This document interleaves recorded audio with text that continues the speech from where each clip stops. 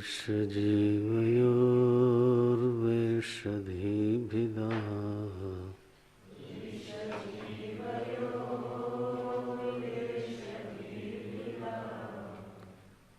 ईश जीवयोर्वेषधिभिदा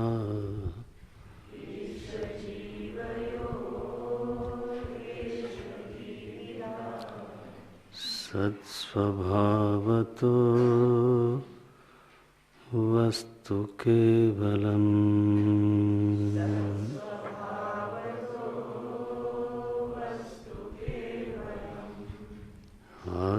आत्मसंस्थितिः स्वात्मदर्शनम्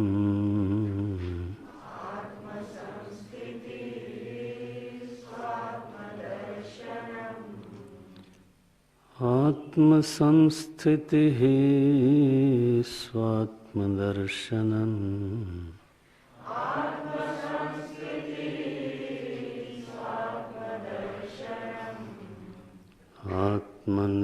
आत्मनिर्द्वयात् आत्मनिष्ठता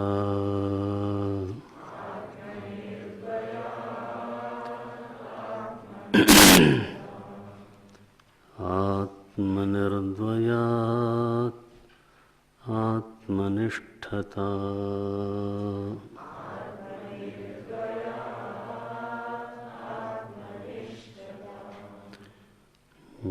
ज्ञानवर्जिता अज्ञानहीनचित्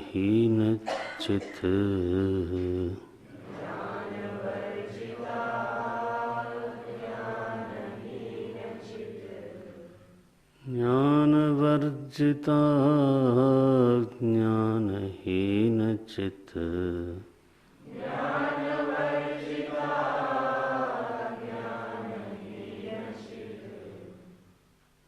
ज्ञानमस्ति किं ज्ञातुमन्तरम्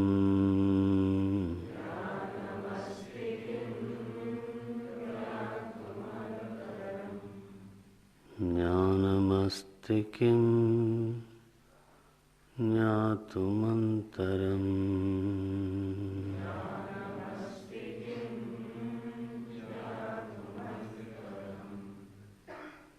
किं स्वरूपमित्यात्मदर्शने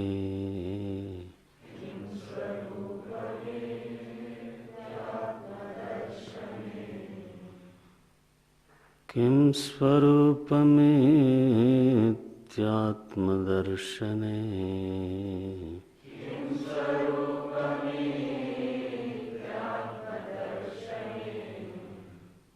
अव्यया भवा पूर्णचित्सुखम्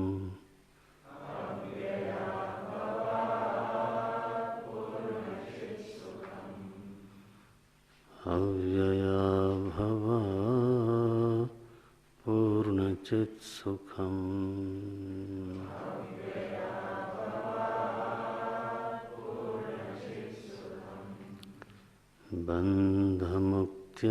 बन्धमुक्त्यतीतं परं सुखम्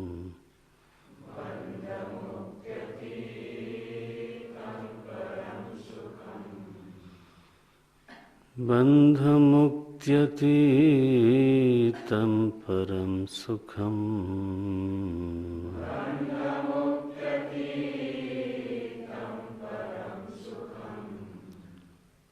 विन्दतीह जीवस्तु दैविकः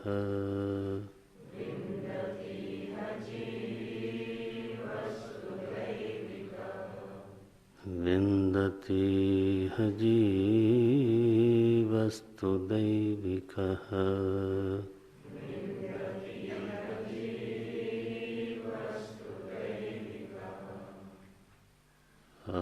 अहमप्येतकं निजविभानकम्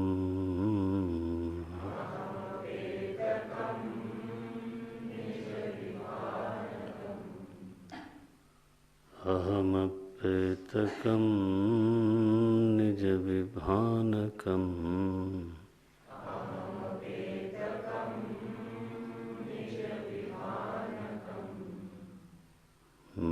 महदिदं तपो रमणवागियम्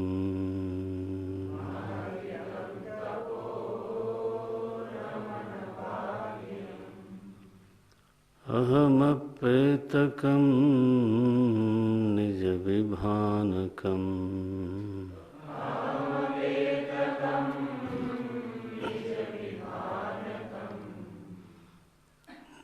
महदिदं तपो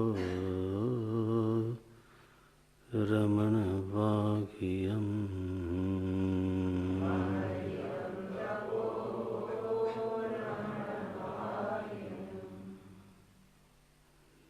महदिदं तपो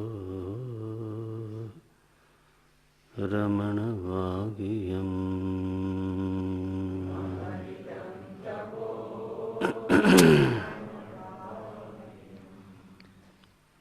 रमणवागियम्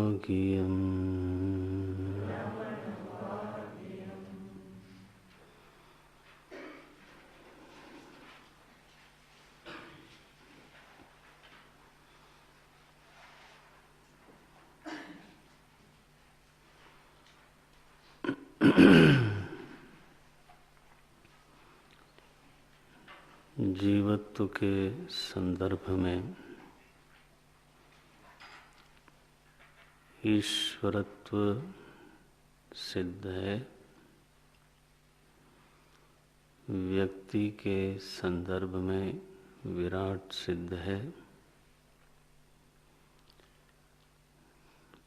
कर्म के संदर्भ में कर्म फलदाता सिद्ध है,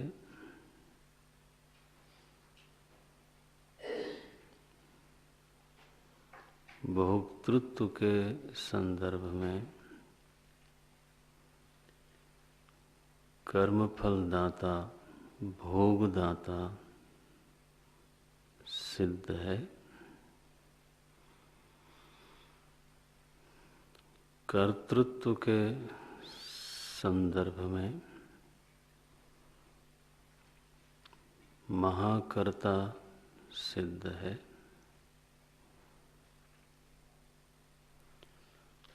प्रार्थना के संदर्भ में कृपालु प्रभु सिद्ध है, दुष्टता के संदर्भ में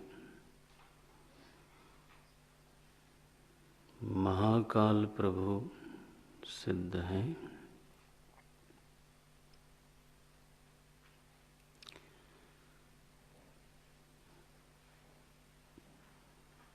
जीव का वेश क्या है, जीव की स्थिति क्या है, मेरी स्वयं की स्थिति कैसी है,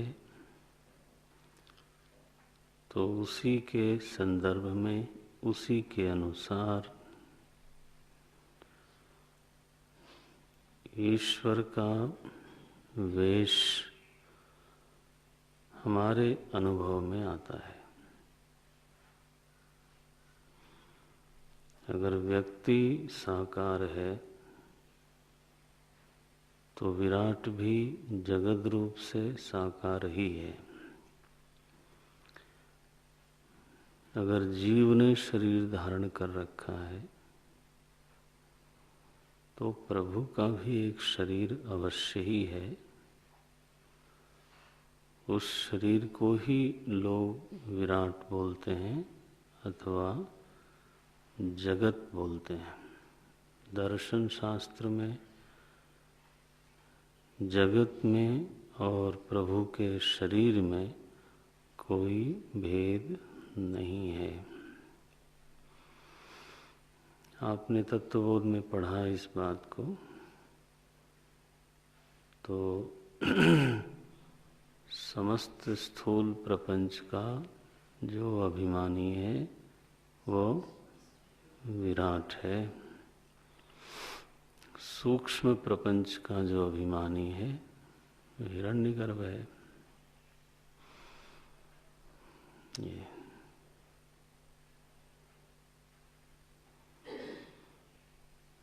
सो वेशधि भिदा, जीवत्व है तो ईश्वरत्व है, और दोनों में आकार में भेद है, शक्ति में भेद है, ज्ञान में भेद है, व्यवहार में भेद है, स्वभाव में भेद है। कभी गुरुजी ऐसा बोलते हैं, ही गिव्स एंड फॉरगिव्स, ये उसका स्वभाव है। He gives and forgives. हमारा क्या प्राय स्वभाव है, we get and forget. This is what we get and forget. हमें प्राप्त होता है और हम भूल जाते हैं। परमात्मा देता है और क्षमा कर देता है। कितना भेद है दोनों में। स्वभाव का बहुत भेद है। महर्षि पतंजलि ने भी ईश्वर और जीव में बिल्कुल भेद स्वीकार किया। पुरुष विशेषः ईश्वरः कहा, पुरुष सामान्य नहीं, जो पुरुष विशेष है, जो विशेष पुरुष है, वह ईश्वर है। को नाम विशेषः, भेदो नाम विशेषः।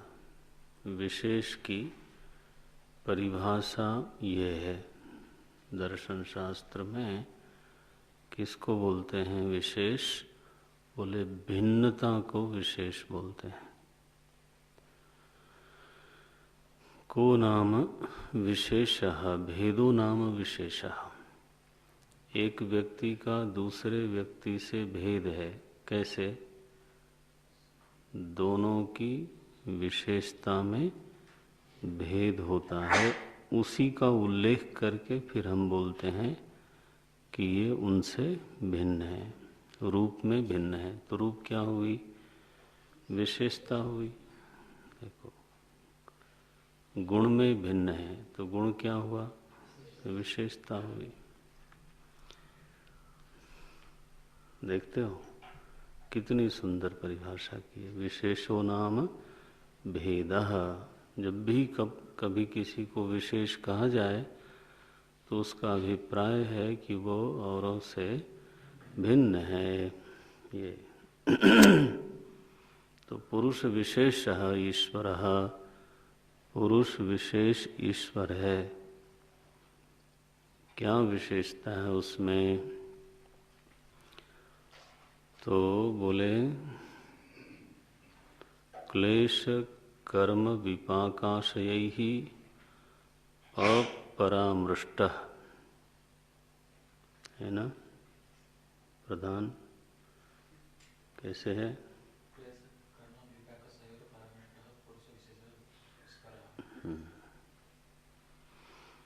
आप इसको देख के लिखना अगर नोट में लिखना है तो, क्योंकि बोलते समय तो इधर उधर थोड़ी बहुत हो सकती है बात, लिखते समय वो शुद्ध होना चाहिए। आपके पास ग्रंथ है, जो वेद पाठ का ग्रंथ है, उसके पीछे पूरा योग सूत्र दिया हुआ है। क्लेश कर्म विपाकाशयैः अपरामृष्टः पुरुष विशेषः ईश्वरः, तस्य वाचकः प्रणवः, तज्जपः तदर्थ भावनम, ऐसे आता है। यानी ईश्वर की बात करते समय महर्षि पतंजलि बोलते हैं, भगवान महर्षि पतंजलि कितने बड़े महापुरुष हुए।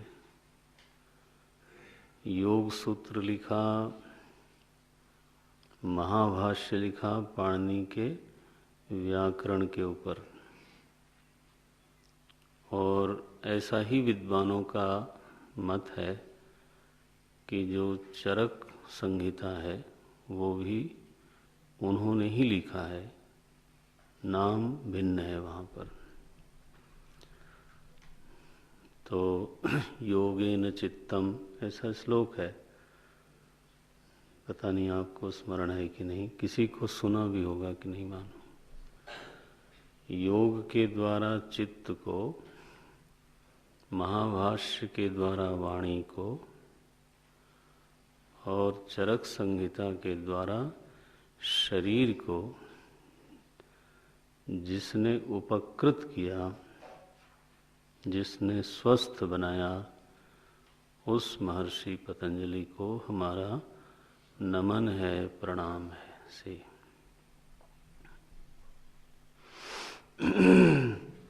ऐसे ऐसे महापुरुष इस देश में हुए, मानवता जिसकी आभारी है, जिसको मालूम ही नहीं कुछ, वो क्यों आभारी होगा। ये एक तो ये होता है कि आभारी होने का स्वभाव ही नहीं है। तो कभी कभी ऐसी स्थिति भी जीवन में हो जाती है, अच्छी नहीं है वो, लेकिन हो जाती है, असंभव नहीं है।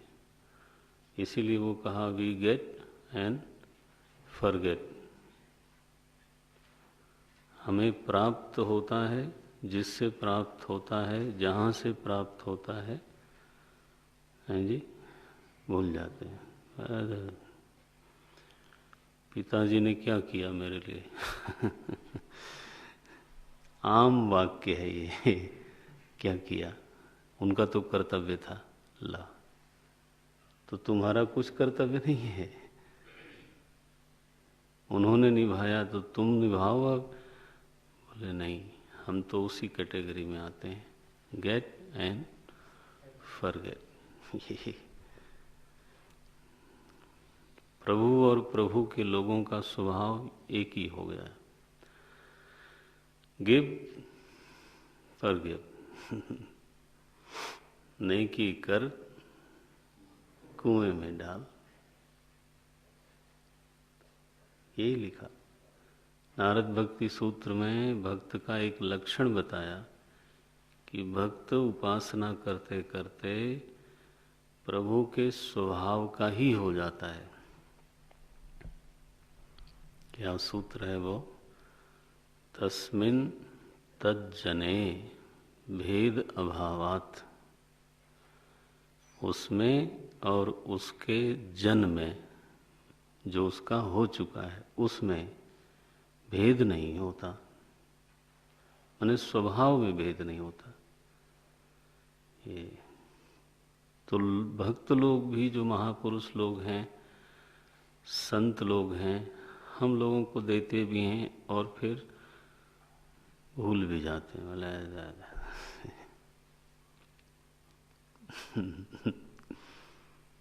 तो भगवान महर्षि पतंजलि कैसा लिखते हैं देखो ईश्वर के बारे में, क्योंकि सूत्र शैली है तो बहुत विस्तार से नहीं लिखते हैं। तो एक ही सूत्र है ईश्वर के बारे में। वैसे लक्षण के बारे में तो क्लेश कर्म विपाक आशयैहि अपरामृष्टः। कितना भेद है। हमारे पास तीनों हैं। जीव के पास क्लेश भी है, कर्म विपाक भी है और आशय भी है। आशय उसको बोलते हैं जिसमें संस्कार, स्वभाव, विचार, सज्जनता, दुर्जनता रहती है। आशय, आशय माने पात्र हुआ। जैसे बोलते हो ना महाशय, शब्द सुना होगा महाशय। तो महाशय माने जिसका आशय बहुत महान है, जिसमें बहुत अनुभव भरा हुआ है, बहुत अध्ययन भरा हुआ है। ये हिंदी में जो आशय शब्द है वो न पकड़ लेना यहाँ पे कि आपका आशय क्या है। हिंदी में ये प्रयोग करते हैं ना, आपका आशय क्या है, माने आपका अभिप्राय क्या है। वो नहीं समझना यहाँ पर। आशय का फिर सरल अर्थ कर देते हैं महात्मा लोग, लोगों को पकड़ में आ जाए इसके लिए, हालांकि वो पक्का नहीं है लेकिन थोड़ा सरल कर देते हैं। तो आशय माने होता है अंतःकरण।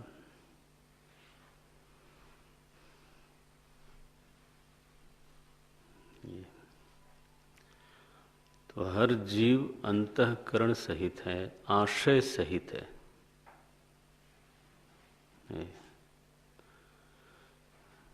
अब ऐसी बातें हैं जीवन भर मनन हो गए ना, हम लोगों को अब थोड़ा थोड़ा ये बातें खुलती दिखाई देती हैं। तो ये रख लो गांठ में, और इस पर जब जब प्रभु करें विचार होवे तब समझ में आएगा कि क्या इंडिकेट करना चाहते हैं वो।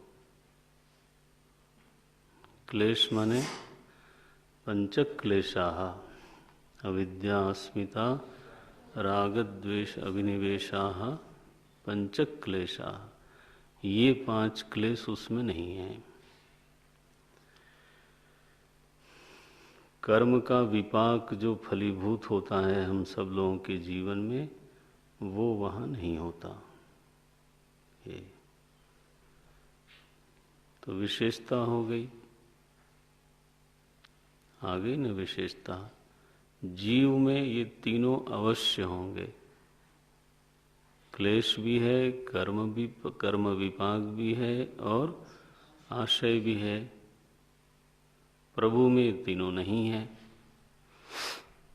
इसीलिए उसको कहा पुरुष विशेषः, वह पुरुष विशेष है।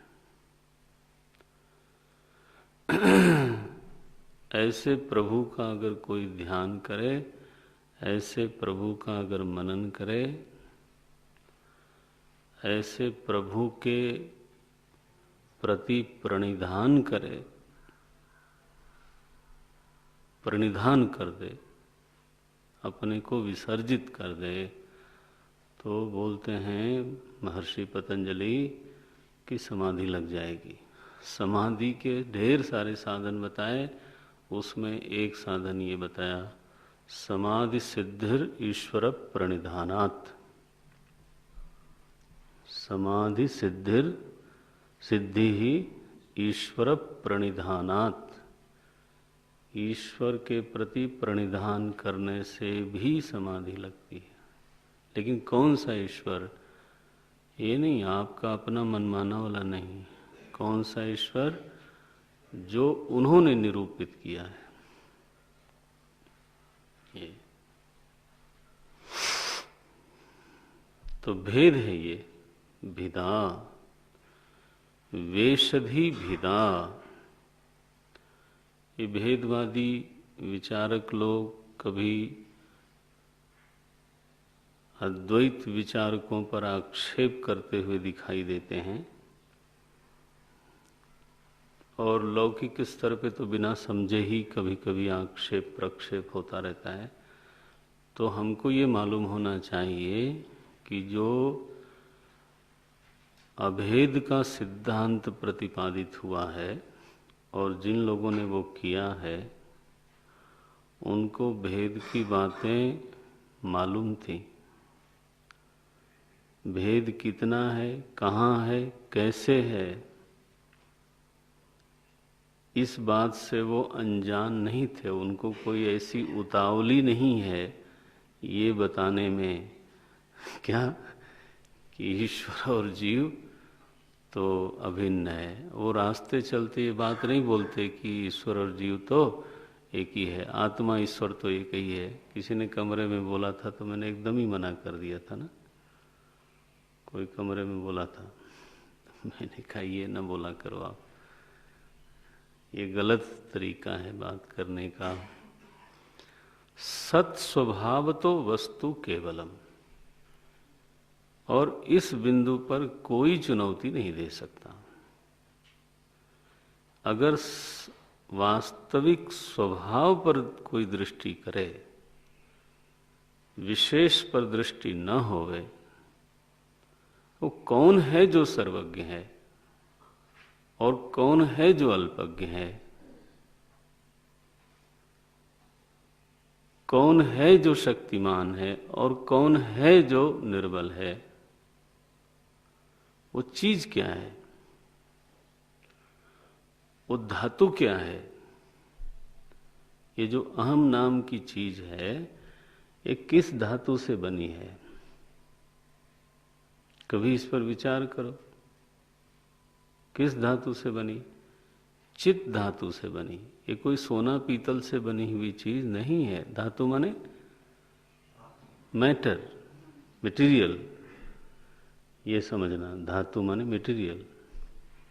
जैसे आपका शरीर का धातु क्या? पंचभूत, ये है। वैसे ही अहम की धातु क्या? चित्त। चिति तत्व से अहम वस्तु बनी है और चिति तत्व से ही ईश्वर वस्तु बनी है। धातु साम्य है, धातु में कोई वैलक्षण्य नहीं है।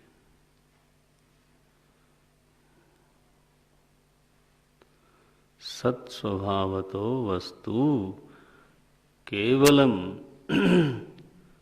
माने जल और समुद्र और लहर का अभेद केवल जल दृष्टि से है, सत स्वभाव से है। वो कौन है जो लहर बना, और वो कौन है जिसको आप समुद्र कह रहे हो? वो जल है। और वहां अभेद शब्द भी नहीं बोलते रमण महर्षि, क्या बोलते हैं? केवलम। हाँ, अभेद का मतलब मिलना नहीं है वहां।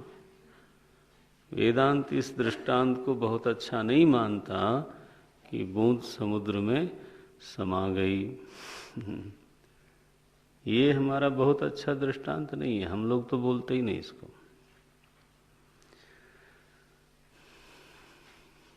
फूटा घट जल जल ही समाना, वो नहीं।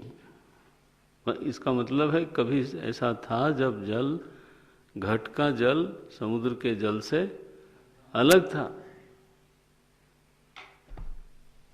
वो बिल्कुल गलत बात है। यहां तो माने पहले भेद था, फिर अभेद हुआ, मिलना हुआ, जीव ईश्वर एक हुए, एक होने की घटना घटी। ये बात न करना, ये नहीं।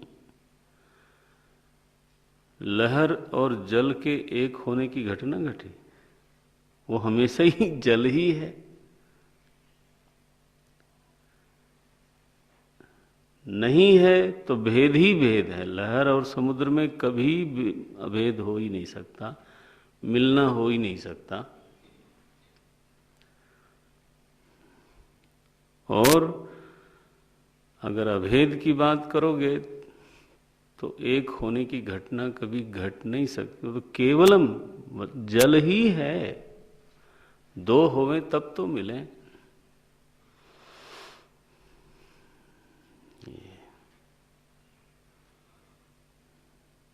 सत स्वभावतो वस्तु केवलम। वेश हानतः, लेकिन शर्त यह है कि वेश की हानि होवे। वेश हानतः, हाँ, वेशधि विदा सत्स्वभावतो वस्तु केवलम। अगला है वेशहानतः स्वात्मदर्शनम। बोलते हैं जब वेश की हानि होती है, माने बाध हो गया, कर्तृत्व बाधित हो गया, भोक्तृत्व बाधित हो गया, जीवत्व बाधित हो गया। ये ऐसा वेश है महाराज कि मरने के बाद भी जाता नहीं। शरीर का वेश बार बार बदलते रहते हो आप, लेकिन जो भीतर हमारे कर्तृत्व, भोक्तृत्व, संसारित्व, यह जो वेश हमने पहन रखा है, यह वेश नहीं जाता। वो बोलते हैं काम क्रोध को पहिर झिंगोला। नाचो बहुत गोपाल, सूरदास जी ने जब लिखा तो बोले बहुत नचाया आपने, अब बहुत नाचा मैंने। क्या पहन के?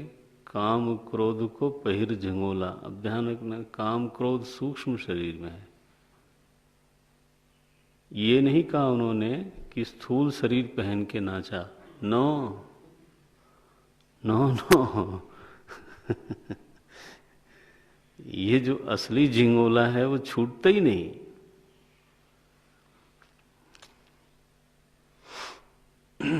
बार बार मरते रहते हैं।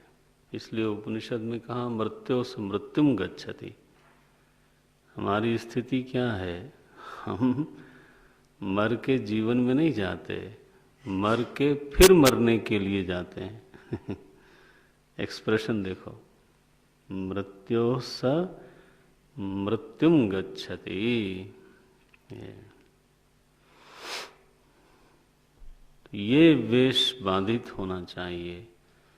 ये तो अविद्या से सिद्ध है, विचार से बाधित होता है। वेशहानतः, जैसे ही अपने वेश को हमने छोड़ा, मिथ्या अहम, व्यक्ति अहम का बाध हुआ, तो जिसको हम व्यक्ति कह रहे थे, घटाकाश कह रहे थे, पता चला ये तो निराकार आकाश है। ऐसे ही जिसको हम व्यक्ति अहम कह रहे थे, वो तो केवल चेतन स्वरूप है।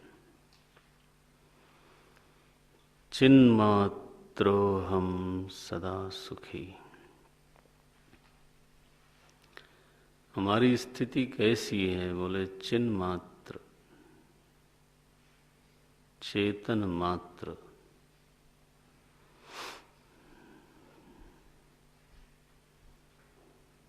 चिन्मात्रो हम सदा सुखी। चिन्मयो हम, चिन्मयो हम। घटाकाश को बोध हो जाए कि अरे मैं तो केवल आकाश हूं, अपने में घट क्यों चिपकाने की बात आई? बस फिर क्या बोलेगा वो? आकाशो हम। क्यों बोलेगा घटाकाशो हम? वो बोलेगा आकाशो हम। ऐसे कोई धन्य भागी, कोई महापुरुष, कोई गुरु का अनुग्रहित होवे तो उसकी वृत्ति में क्या आवेगा? चिन्मात्रो हम ब्रह्म बुद्धिरुत्पन्ना। ये चिन्मात्रो हम सदा सुखी। यह जो स्वरूप है वास्तव में प्रभु का यही रूप है। वेशहानतः ईश दर्शनम, ये बोले। अब हमने सोचा कि ईश दर्शन कैसे होगा, तो ये तय करना पड़ेगा कि आपको किस प्रकार के ईश्वर का दर्शन करना है। साकार प्रभु का दर्शन करना है तो उसकी विधि है, अनुष्ठान आदि हुए हैं लोगों को। ऐसी अश्रद्धा मत रखना, अभी भी हो सकते हैं। उस प्रक्रिया है, उस प्रक्रिया का कोई दृढ़ता के साथ अनुष्ठान करे, परिपालन करे, क्यों नहीं होगा? ऐसा कोई वक्तव्य नहीं है जिसको सिद्ध कराने की उन्होंने प्रक्रिया न दी हो। इच्छा कितनी है वो, उसमें जाइए। मधुसूदन सरस्वती जी, महाराज जी स्वयं ही बोलते थे, दर्शन ही हुआ, साक्षात दर्शन। मधुसूदन सरस्वती जी ने अनुष्ठान किया, उनको दर्शन हुआ। बहुत लोगों को हुआ। तुलसीदास जी को तो चंदन ही लगाया भगवान ने। तुलसीदास चंदन घिसे, तिलक देत रघुवीर, ये तुलसीदास जी ने अपना नाम लिख के बोला। ये ऐसा भी नहीं कि किसी ने कहा। नो, चित्रकूट के घाट पर भई संतन की भीड़। ये सो कौन सा दर्शन चाहिए? भागवत में कर्दम ऋषि के सामने भगवान प्रकट हुए, साधना की, आराधना की प्रकट हुए, भिन्न रूप से, साकार रूप से प्रकट हुए, समर्थ रूप से प्रकट हुए। बोले मेरे सामने ऐसी कोई चीज नहीं जो मैं तुमको नहीं दे सकता। अदेयम नास्ति, ऐसा कुछ नहीं है जो दिया नहीं जा सकता। बोलो क्या चाहिए? बोले पत्नी चाहिए। लुक एट दिस, यही मांगा उन्होंने। प्रतिबंध था, मैंने कभी बताया होगा। भागवत तो यहाँ नहीं सुनाई, जब आप लोग नहीं थे तो कमरे में सत्संग होता था, तब ये बात आई। मन में एक प्रतिबंध था, वो जानते थे कि इससे हमें पार जाना है, लेकिन अब प्रतिबंध आ गया। प्रतिबंध एक ऐसा शब्द है जिसके थ्रू आपको जाना पड़ता है। नारायण तो समानशीला परिवोढु कामा, ये बोला उन्होंने, समानशीला परिवोढु कामा। भगवान ने कहा तथास्तु, तो मैं तुम्हारा बेटा बन के आऊंगा। लो, तो देवहूति माता से विवाह हुआ। भगवान स्वयं कपिल रूप से उनके पुत्र बन के आए। उन्होंने शर्त लगाई थी कि पहल संतान होते ही मैं परिव्राजक बनूंगा। जब परिव्राजक बनना ही लक्ष्य है तो विवाह क्यों करते हो? बोले क्योंकि वो प्रतिबंध दिमाग में पड़ा हुआ है, वो उसके बिना जा नहीं रहा है। ऐसी बात कर दी। हुआ, कपिल भगवान सोए हैं पालने में। कर्दम ऋषि गए उनके पास, प्रणाम किया, स्तुति की, परिक्रमा की। बोले महाराज अब मैं आपसे अनुमति लेता हूँ, अब मैं परिव्राजक बनूंगा और केवल आपका खोज करके और आपके स्वरूप में स्वस्थ हो जाऊंगा। लो, खोज क्या करनी है? सामने पालने में पड़े हुए, तुम्हारे घर में तुम्हारा बेटा बन के आए, फिर खोज करने के लिए जाना है। कैसा लगता है सुन के? और मुंह से बोलते भी हैं कि आप भगवान हो। पहले भी दर्शन हो चुका है, फिर खोजने क्यों जाते हैं? आप अपने ग्रंथों की बात देखते हो। दर्शन हुआ तो गृहस्थाश्रम मांगा, फिर संतान रूप से आए, उनको पहचानते हैं, उनकी स्तुति करते हैं, फिर बोलते हैं अब मैं आपको खोजने जाता हूं। किसको खोजने जाते हैं? सामने को छोड़ के। बोले सामने से काम नहीं चलता जब तक वो स्वरूप न बन जाए। ये भागवत जी की निष्पत्ति है। क्या बोलते हैं देखो, वेशहानतः स्वात्म दर्शनम, अपने वेश की हानि हो जाए, बाधित हो जाए। हानि माने बाधित होना। ये बात जरा ध्यान से पकड़ के रखना। हानि का अभिप्राय ये नहीं है कि वेश को कोई और तरीका है कि आप उसको उतार के रख दो, ये नहीं है तरीका। बोले तो लिखा है उपदेश आरंभ में वेश हानता, तो पहले तो मैं स्थूल शरीर की ही हानि करूंगा। कम से कम एक वेश तो उतारा जाए तो हैं जी। तो कहीं पुल पर से कूद पड़े, कोई दवाई खा ली, गोली मार ली, क्या किया भाई? सीधा मार्ग आर्जवात लिखा है।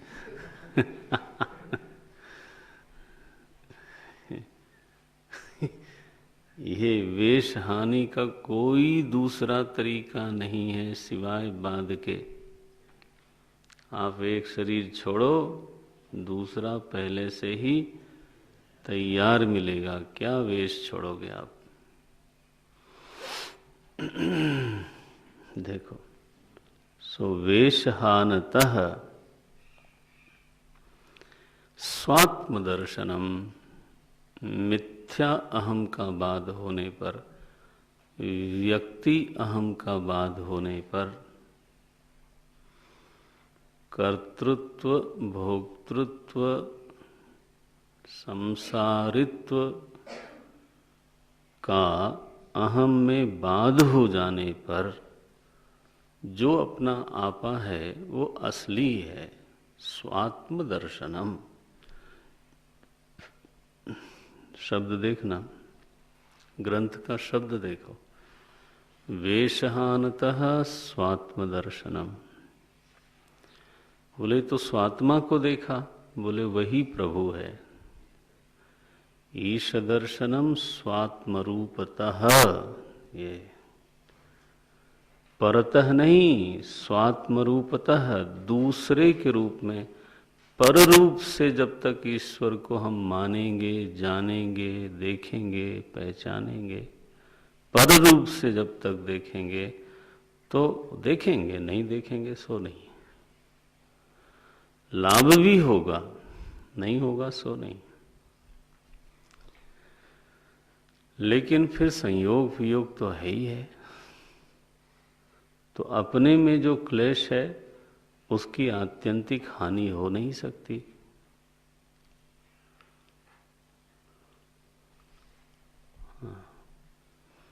अपने में जो कर्म विपाक है उसकी आत्यंतिक हानि हो नहीं सकती, माने वो समाधान नहीं है। प्रभु जब अपना आपा रूप में भासे, ईश दर्शनम स्वात्म रूपतः, ये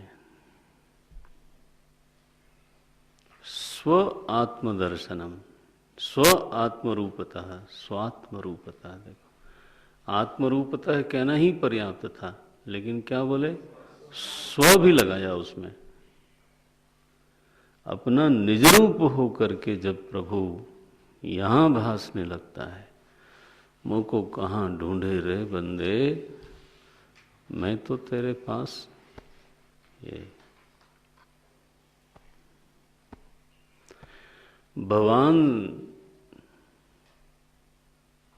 सर्वांतरात्मा, गोस्वामी जी लिखते हैं, सत्यम वदामि भगवान अखिलांतरात्मा। आप तो अंतरात्मा हो, आप कोई बाहर खड़े हुए विषय नहीं हो।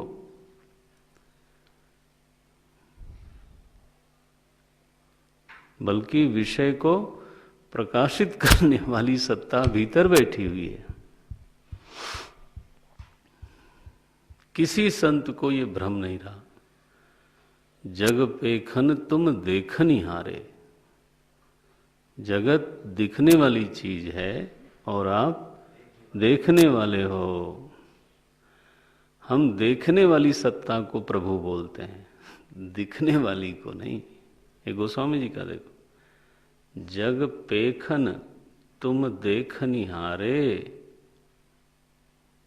आगे बहुत बड़ा है, विधि हरि शंभु नचावनी हारे। बोले आप ही हो जो ब्रह्मा विष्णु महेश को नचाते रहते हो। लो, सब कर परम प्रकाशक जोई, उमा राम अवधपति सोई। राम प्रकाशक सत्ता है, जगत प्रकाश्य प्रकाशक रामू। ये मैं कोई कबीर का नहीं सुना रहा हूं, मैं तुलसीदास जी का सुना रहा हूं। लोगों ने तुलसीदास जी को क्या समझा वो जाने।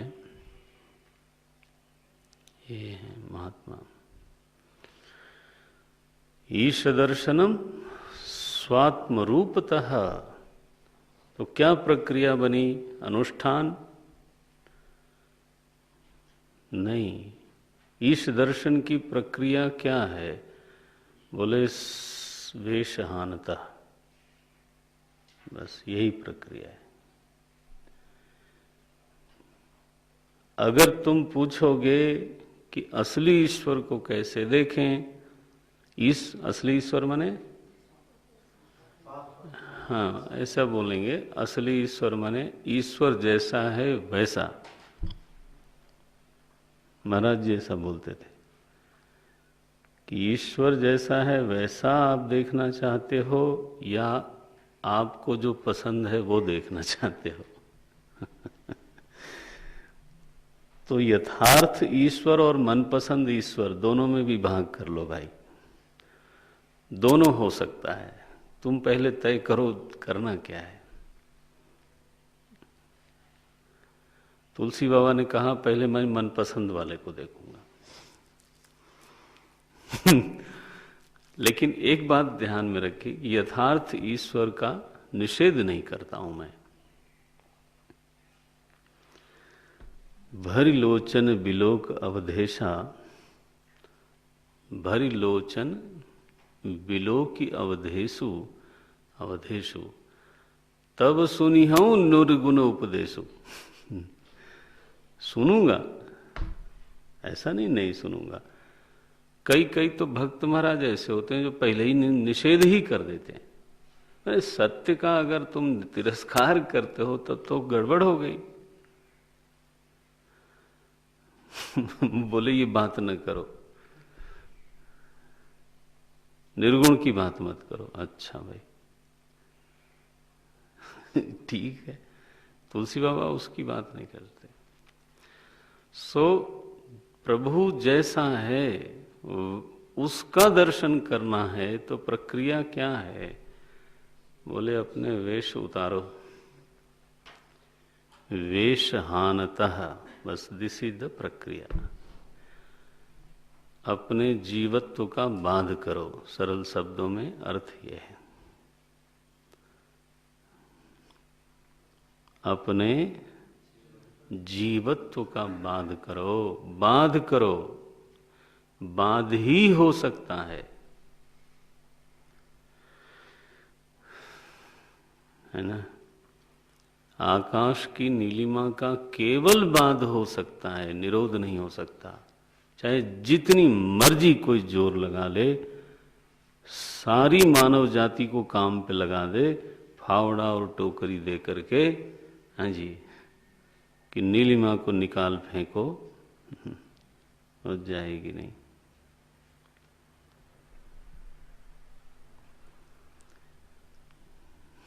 जा नहीं सकती। बोले दुनिया भर के सारे साबुन लगा के धो दो आकाश को और जा नहीं सकती महाराज। विचार से ऐपतत्यम, ये सो बाध एव करणीय, बाध एव करणीय वेशहानतः स्वात्मदर्शनम।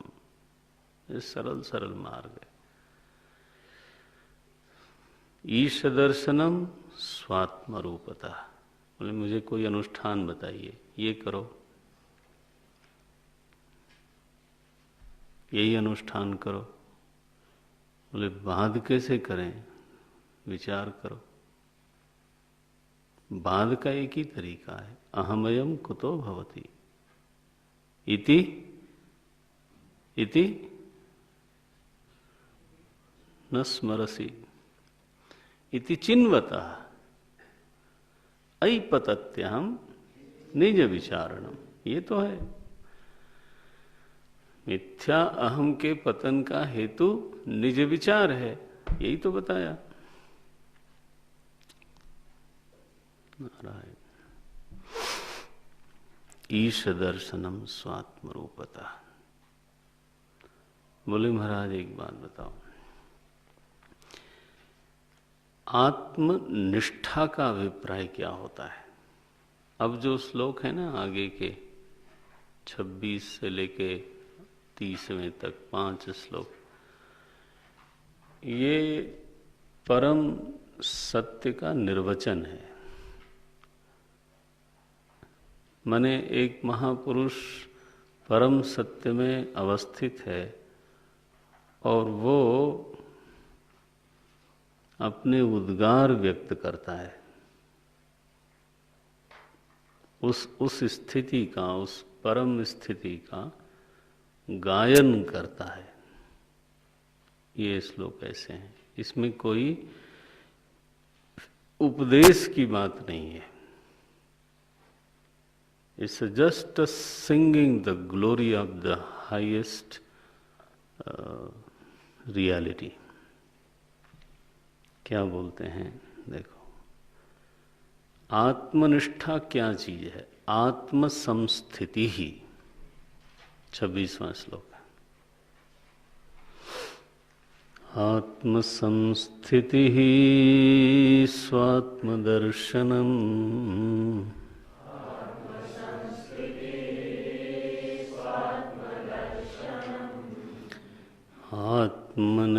आत्मनिर्द्वयात् आत्मनिष्ठता,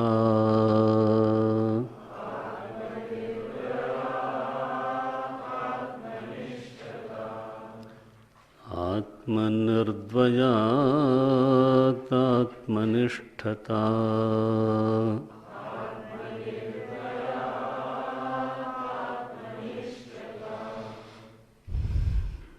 बोलते हैं अपने स्वरूप में रहना ही अपना दर्शन है।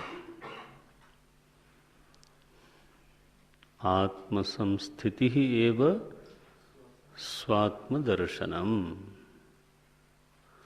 क्योंकि अब दर्शन शब्द का उच्चारण होने पर कदाचित ये वृत्ति साधक के मन में आवे कि मैं देखूंगा और आत्मा दिखाई देगी, तो बोले ये कहीं भ्रम न रह जाए।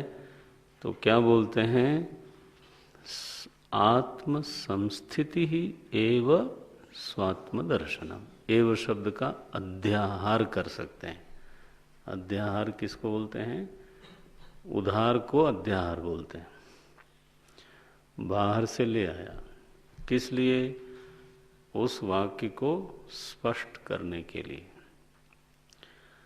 आत्म संस्थिति ही अपने स्वरूप में, माने जैसा मेरा वास्तव में स्वरूप है उसी में रह जाना, उसी में स्थिति रखना।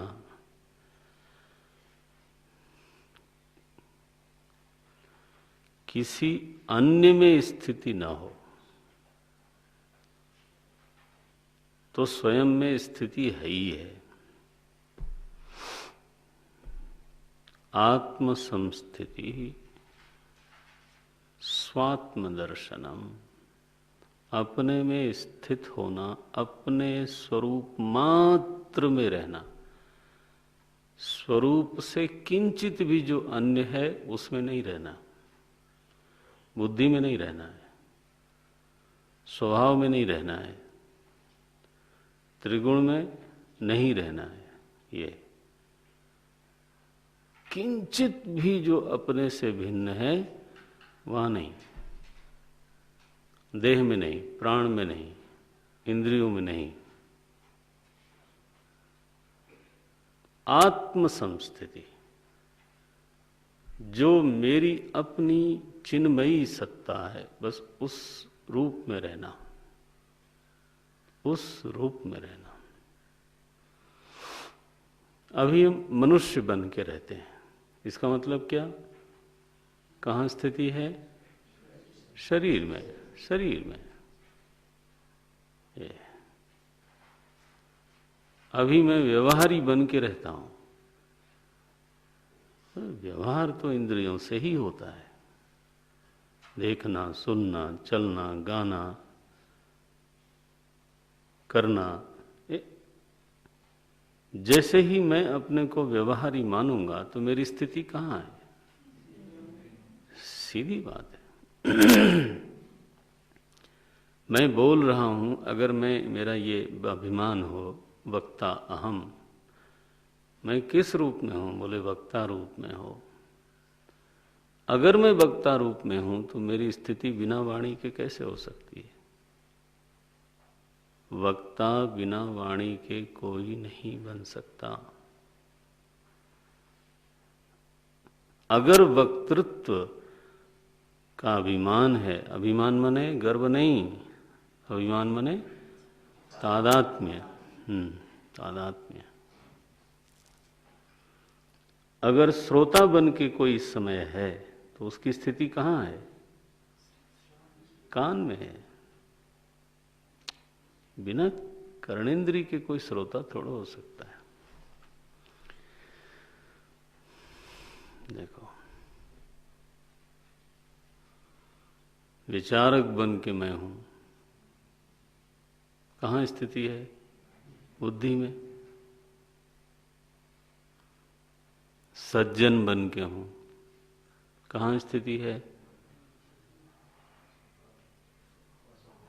स्वभाव में। सज्जनता दुर्जनता स्वभाव का नाम है, कोई एक क्रिया का नाम सज्जनता नहीं है।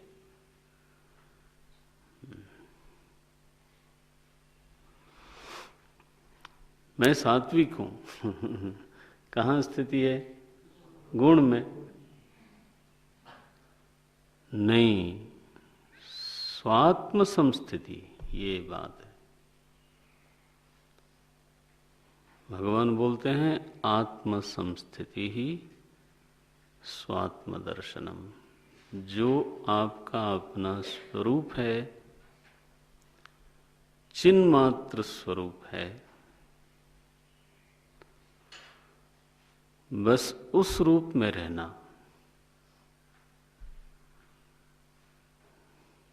चिदाकाश रूप शिवोहम शिव। उस रूप में जो रहता है, उस रूप में रहना ही क्या है? स्वात्म दर्शनम।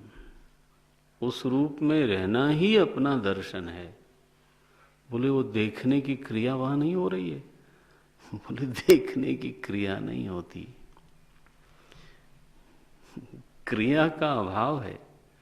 अब बोले महाराज फिर आप कह रहे थे वेशहानतः स्वात्म दर्शनम, इसीलिए तो दूसरा श्लोक लिखना पड़ा। दर्शनम में दर्शन क्रिया नहीं है, स्थिति है बस। आत्म संस्थिति ही स्वात्म दर्शनम। जहां भी आप पढ़ोगे इस अर्थ को याद रखना, क्योंकि गीता जी में भी बार बार पश्यन्नात्मनि तुष्यति आया ना। यत्र चैवात्मनात्मानं पश्यन्नात्मनि तुष्यति। बहुत जगह आया दर्शन दर्शन शब्द आता है। आत्म साक्षात्कार भी शब्द बोलते हैं लोग, है ना।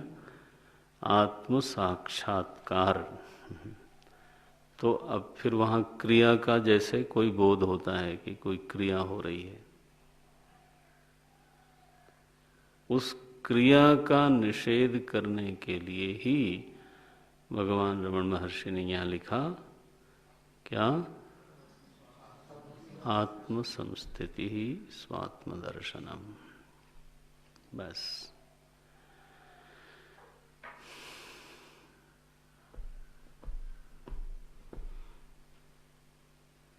आत्म संस्थिति ही स्वात्म दर्शनम। भागवत जी में लिखा मुक्तिर हित्वा अन्यथा रूपम स्वरूपेण व्यवस्थिति। अन्यथा रूप को त्याग करके अपने स्वरूप में रहना, यही मुक्ति है।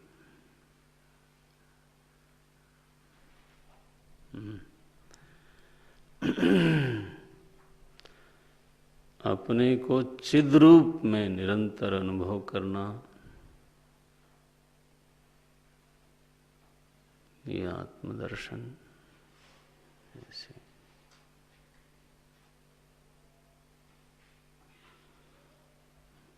बोलते हैं, इसी को आत्मनिष्ठा भी बोलते हैं। बोले महाराज आत्म संस्थिति को आत्मदर्शन बोलते हैं। ध्यान दो, आत्म संस्थिति को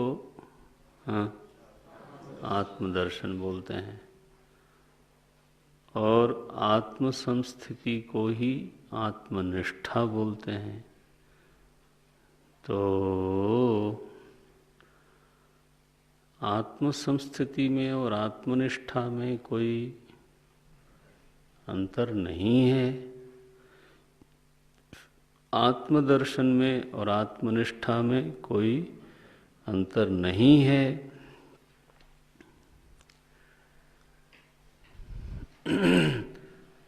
फिर हम में और रमण महर्षि में क्या भेद है?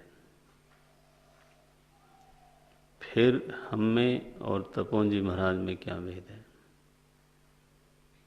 देखो, ये तो किताब वाली बात नहीं है। बात तो ये तो आत्मानुसंधान का मार्ग है। तो इसमें केवल सिद्धांत का प्रतिपादन नहीं हो सकता। आखिर फिर क्या माने? फिर इसमें ज्ञान में भेद है? नहीं। किस में भेद है? अगर भेद है तो निष्ठा में भेद है।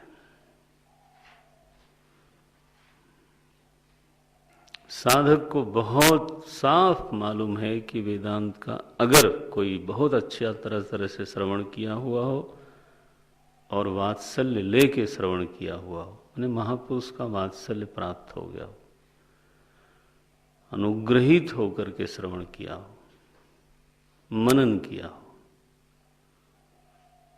तो उसको साफ लगता है कि वेदांत का ऐसा कोई प्रश्न नहीं है जिसका उत्तर मेरी बुद्धि नहीं दे सकती। सपोज इस स्थिति में पहुंच गया,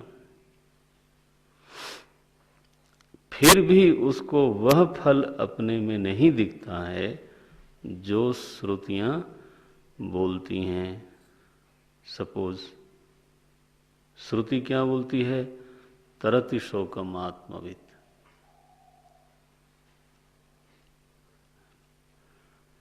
श्रुति कहती है नंदति नंदति नंदत्येव। श्रुति कहती है सोस्नुते, हाँ अभी पढ़ते हो आप लोग, सोस्नुते सर्वान कामान सह, सारी कामनाएं एक साथ ही उसकी पूरी हो गई। क्या पढ़ते हो? ब्रह्मविदा पुनोति परम तदेशाभियुक्ता सत्यम ज्ञानमनंतम ब्रह्म। आगे लिखते हैं यो वेद निहितम गुहायाम परमे व्योमन। जो वेद, यो वेद, जो जानता है उसको क्या होता है? सह अश्नुते सर्वान कामान सह। गीता जी बोलती हैं आपूर्यमाणम अचल प्रतिष्ठा।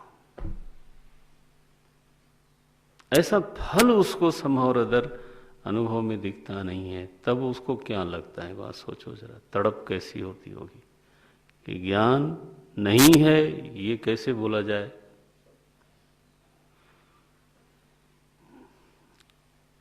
ये बड़ी विचित्र बात है। ज्ञान नहीं है, कैसे नहीं है? क्या नहीं है? ज्ञान का वो क्या चीज है जो नहीं है? महाराज जी से किसी ने कहा कि कलयुग में तो किसी को ज्ञान होता ही नहीं। तो बोले मुझे हुआ है, तुमको क्या पूछना है बताओ। ऐसे तुमको पूछना क्या है वो बताओ, किधर शंका है तुमको? और बोलते थे ऐसे ऐसे बेवकूफ चले आते हैं। ये मैंने कहा उनके मुंह से ऐसे शब्द निकले। महात्मा लोग हमेशा पॉलिश नहीं बोलते, ये आशा न करना आप लोग, कभी दूसरी भाषा भी बोलते हैं। बोले कलयुग में ज्ञान नहीं होता। मुझे हुआ है, बता तेरे को क्या पूछना है?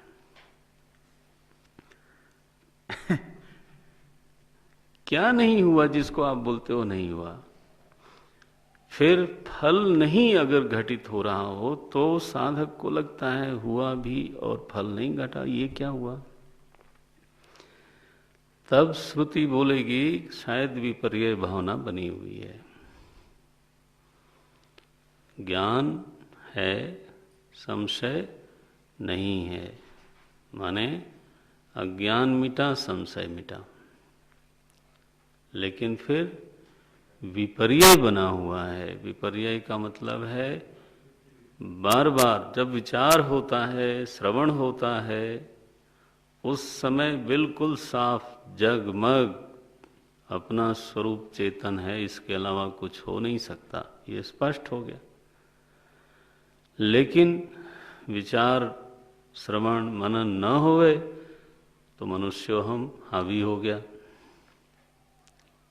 कर्ता भाव हावी हो गया। मेरे कर्तृत्व पर किसी ने टिप्पणी कर दी तो अब वो मिथ्या नहीं लगता उस समय। देखो, मेरे कर्तृत्व पर किसी ने एक टिप्पणी मारी तो लगता है कि इसकी मैं टिप्पणी भी गाड़ दूं।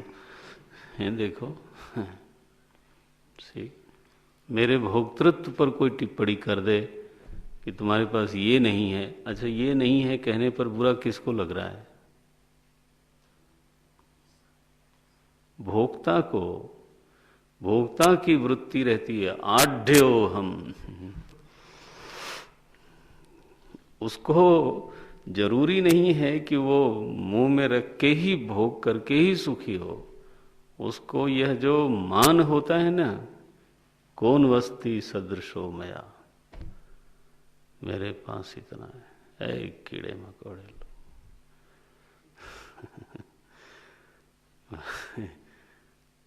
ये भोक्ता के लिए महाराज जी एक बार बोले, अरबपति लोग जब ट्रेन में मानो चलते हैं, मानो फर्स्ट एसी में चलते होंगे, तो दूसरा आदमी भी फर्स्ट एसी में चलता है, वो तो अरबपति नहीं है, वो तो अफसर है गवर्नमेंट का, मान लो। अब अपनी सारी फैक्ट्री कारखाने ले करके तो नहीं चलता, जितना पैसा धन संपत्ति वो सब लेके तो नहीं चल रहा है। सन्निधि भी नहीं रख सकता, भोग की तो बात छोड़ो, फिर उसको उतना बड़ा साम्राज्य क्या सुख देता है? भोग तो कर ही नहीं सकता वो, क्या सुख देता है? बोले अभिमान का सुख देता है। यह वृत्ति बनती है कि मेरे पास इतना है, यह वृत्ति उसकी जेब में पड़ी हुई है, बैंक खाता नहीं, क्या वृत्ति। What is he carrying? This particular thought, and the other person can not have this thought. दूसरा व्यक्ति के पास वो वृत्ति नहीं होगी। अगर वो गरीब हो तो उसके पास क्या क्या वृत्ति होगी? क्या मेरे पास हो सकता है उसका जो सूट है वो अरबपति वाले से महंगा हो, लेकिन समस्या है कि उसके भीतर वो वृत्ति नहीं है। सो भोक्ता ही ये बात कहता है मेरे पास इतना है, और भोक्ता को ही ये दुख होता है कि क्या करूं, मेरे पास तो ये नहीं है। तो अभी चाहिए क्या? बोले नहीं अभी तो नहीं चाहिए, लेकिन होती तो अच्छा था। चाहिए नहीं, फिर भी देखो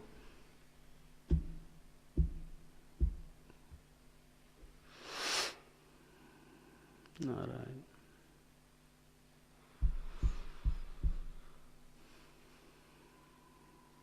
ये अभिमान हो गया। तो ये बार बार फिसलता है व्यक्ति, कभी मनुष्य हम, कभी भोक्ता हम, कभी कर्ता हम, कभी संसारी हम, कभी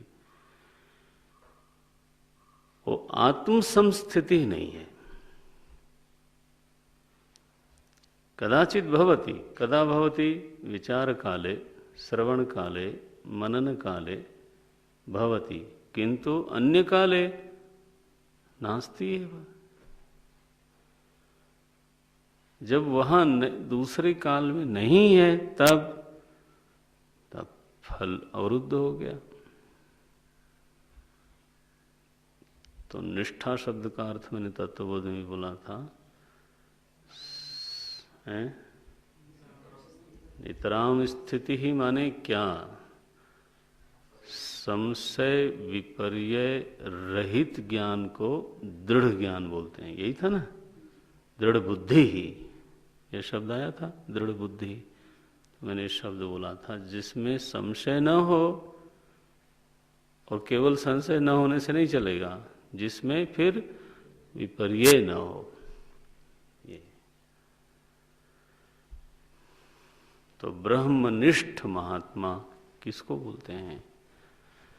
जिसकी स्थिति अतिशय रूप से ब्रह्म में ही है, और फिर मनुष्य भाव में, वास्तव में वो कभी आता नहीं। ये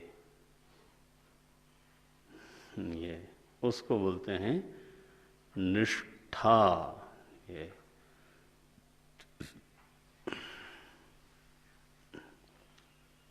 नितराम स्थिति ही थी, स्वरूप बोध में ही रहता है। बोले महाराज वो मनुष्यवत व्यवहार करता दिखता है, तो वो बाधित अभिमान है उसका। ध्यान देना, ये मनुष्यवत, हालांकि ये कठिन विषय है, कभी हल ही नहीं होता। कब हल होता है? जब आपको भी कुछ होने लगता है। अदरवाइज ये from a very big distance this question will never be solved. ये ऐसा ही है, कल भी कोई बच्चा पूछ रहा था, तो ये ऐसा ही है। कमरे की बात कर रहा हूं। जैसे कोई बिल्कुल ही संगीत का दुश्मन हो, हाँ, बेसुरा, संगीत से लेना ही देना नहीं है, और वो बड़े ख्याल का संगीत सुनने की कोशिश कर रहा हो, and he is trying to appreciate कि ये क्या है संगीत, और कौन सा सुर लगा, और राग कौन सा। He will fail to appreciate even a bit of it. बल्कि हो सकता है, हाँ, उल्टा भी हो जाए। बोले ये क्या है यार। मैं आपको बताऊं, जालंधर में हरबल्लभ संगीत होता है, करीब 125 साल हो गए उसके। तो मैं भी एक दिन बुलाया गया था, मैं गया, बड़ा मान किया लोगों ने। तो वो एक गा रहे थे, तो बार बार वो वहाँ तक ले जाएं और फिर पीछे चले जाएं, फिर ले जाएं, फिर पीछे चले जाएं। तो हमारे पीछे फगवाड़ा से आए हुए लोग थे। अरे बोले यार कह दो ना कब से तुम। मैंने कहा ये देखो संगीत के रसिक बैठे हैं पीछे कि हाँ, और सोच रहे हैं इसको कहने में शर्म आ रही है, तो ये इतनी दूर तक बोलता है, इसके बाद फिर पीछे चला जाता है। तो 15 मिनट से ये आगे पीछे हो रहा है, तो पीछे से बोल ही दिया उसने, कह दो ना जो कहना। अब ऐसे लोग संगीत का अप्रिशिएशन कैसे करेंगे?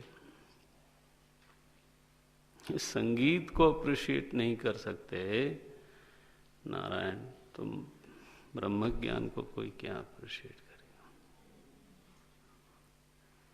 वो तो उसकी स्थिति है जो कहीं खुद साधन भजन में कुछ स्थिति बनती हो, वो थोड़ा थोड़ा उसको समझना आता है। तो युद्ध कर सकता है ब्रह्मज्ञानी बाधित वृत्ति से, ये शब्द न बोलना। श्री कृष्ण युद्ध करते हैं, श्री राम युद्ध करते हैं, क्या वो अज्ञानी लोग थे? तो वो अगर अज्ञानी है तो तुम कौन से फिर सुरखाब के पर लेके आए हो? हाँ, वशिष्ठ पुरोहिती कर सकते हैं, याज्ञवल्क्य शास्त्रार्थ कर सकते हैं, ब्रह्म ज्ञान व्यवहार निरोधी है, ये नहीं है सिद्धांत, ध्यान रखना। सुखदेव जी महाराज पूरी भागवत बोल सकते हैं। बोलो ऐसा कोई ज्ञानी बताओ जिसने व्यवहार न किया हो। बोले व्यवहार किया तो शरीर भाव में आया होगा। यस, बांधित वृत्ति से। बोले भाई बांधित वृत्ति क्या है? जैसे अमिताभ बच्चन कुली बनते हैं, बहुत ही गड़बड़ दृष्टांत दिया है मैंने, लेकिन देता हूं, है पक्का, सुनने में जरा अटपट लग जाए। अब महाराज समृद्ध व्यक्ति है, नाटक में हाँ कुली बना, दरिद्र बन जाए, भिखमंगा बन जाए, तो वो भिखमंगा का सारा व्यवहार करेगा, बड़ी खूबसूरती से करेगा।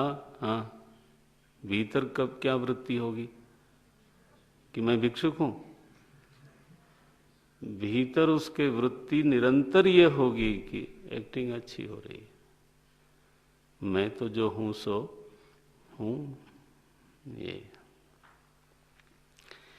इसी को भक्ति संप्रदाय में फिर लीला बोलते हैं। जिसको आप अभिनय कह रहे हो उसको उन्होंने शब्द क्या दिया? लीला। भगवान रो रहे हैं, श्री राम प्रभु रोते हैं, और शिव जी महाराज खग जाने खग ही की भाषा।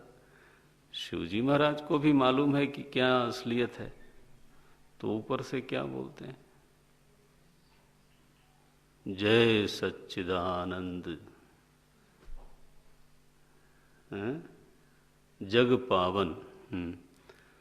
जय सच्चिदानंद जग पावन, अस कही चले मनोज न सावन। ये रोते हुए एक व्यक्ति को देख के उन्होंने कहा, हे सच्चिदानंद, आप जगत को पवित्र करने के लिए आए। उस सती जी ने कहा, रोंदू को तो बोलते हो आनंद स्वरूप। ये कैसे हो सकता? बस ये मोह हुआ। निष्ठा व्यवहार में बाधक नहीं है। शर्त यह है कि व्यवहार और व्यवहार की सारी वृत्तियां बोध के बल से बाधित रहें। विपरीत भावना एक क्षण के लिए भी न आवे। जैसे मैं मनुष्य हूं, इस भाव में हमारा सत्य भाव हो जाता है कि सचमुच में मैं मनुष्य हूं। महापुरुष कभी इसको सच नहीं मान सकता।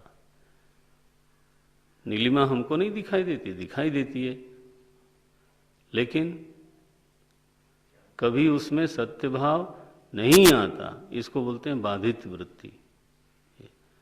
हो सकता है आप भी गीत लिखो एक नीले आकाश के ऊपर, जानते हुए कि वहां वो नहीं है। इसको बोलते हैं बाधित वृत्ति।